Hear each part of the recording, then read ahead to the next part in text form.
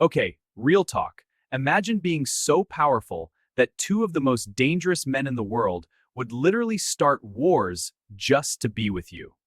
That was Cleopatra. But here's the thing nobody tells you. She didn't do it with her looks. She did it with her brain. And yeah, she was absolutely ruthless about it. See, we've all heard the story.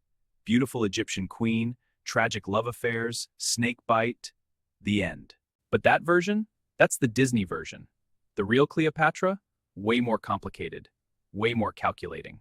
And honestly, kind of terrifying when you think about it. So buckle up, because we're about to tear down every myth you've ever heard. Let's start with the obvious question. Was she really that hot? Short answer, probably not. I know, Elizabeth Taylor ruined us all. But here's what the actual historians from back then said. Plutarch, who wrote about her around 100 AD, basically went, meh, she was okay. His exact words? Her beauty was not in itself so remarkable that none could be compared with her. But then he says something interesting. He says that being around her was irresistible, that her voice had this weird spell on people, that everything about her personality was just magnetic. So what was she actually working with? Brains, tons of them. This woman was basically a walking encyclopedia, like an actual living library of knowledge. She spoke 8 to 9 languages, and we're not talking like I can order a beer in Spanish level. We're talking fluent. Think about that for a second. When foreign diplomats showed up, she didn't need a translator. She could negotiate directly in their language. That's an insane power move right there. And languages were just the start. She studied mathematics, philosophy, medicine, alchemy. She was basically the ancient world's version of a genius overachiever. Her wit, legendary. Her conversation skills, unmatched. She knew exactly what to say, when to say it, and how to make you feel like you were the most important person in the room. That's not beauty. That's weaponized charisma. Now here's where things get wild. Cleopatra didn't just want to be queen. She wanted to be worshipped. Literally, she declared herself the living reincarnation of Isis, the most powerful goddess in Egypt at the time. And this wasn't just some PR stunt. She went all in. She dressed like Isis, acted like Isis, and demanded that people treat her like a goddess walking among mortals. People had to kiss the ground she walked on, not as a sign of respect, as actual worship. Now, pharaohs claiming to be gods wasn't new, but Cleopatra cranked it up to 11. Can you believe this? She called herself the new Isis and basically said, yeah, I'm your deity now. Deal with it.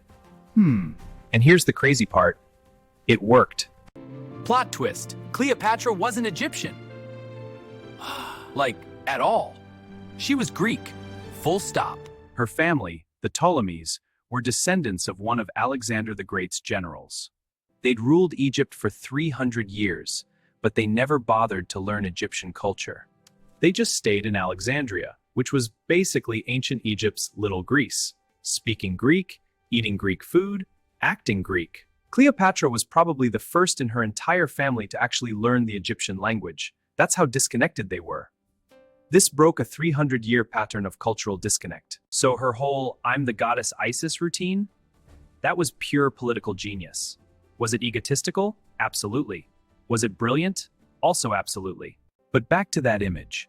Being a goddess meant looking the part 24/7. And Cleopatra was obsessed with staying young and beautiful. Remember, this woman had a thing for older, powerful men, but she was terrified of aging herself. No Botox back then, so what's a queen to do?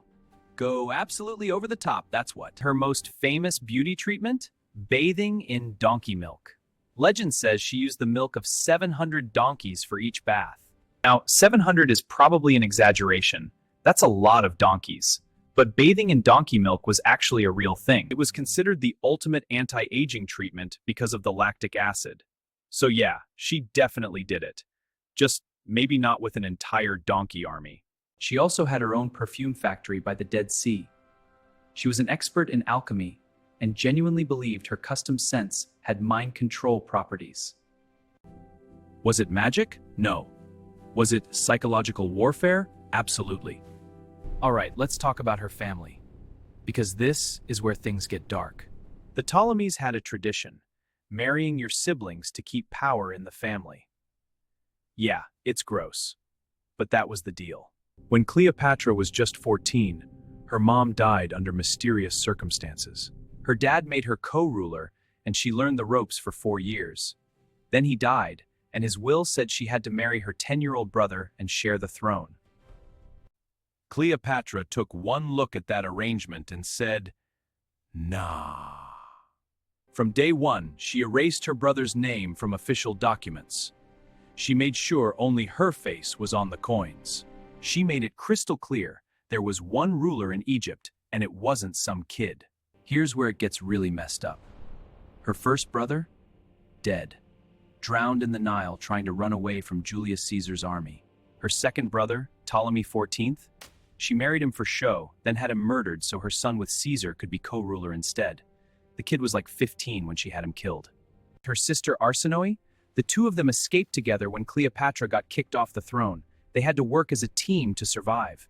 But Cleopatra never forgot, never forgave. Years later, when she had the power, she convinced Mark Antony to have Arsinoe executed. That's 3 siblings, all dead. All because they were in her way. Was it ruthless? Yes. Was it unusual for the time? Actually, not really. But it shows you what kind of person we're dealing with here. Now let's talk about the 2 most famous relationships in history, Julius Caesar and Mark Antony. Because the way she got these guys? Chef's kiss. Absolute genius. First up, Caesar, the man who conquered Gaul, crossed the Rubicon, basically owned half the world. How do you impress a guy like that? You roll yourself up in a carpet and have yourself delivered to him like a piece of furniture. Imagine Caesar's face when this carpet unrolls and out pops the Queen of Egypt. Bold? Absolutely. Dangerous? Definitely. Effective? Well, 9 months later she had his son, so yeah. Caesar was obsessed.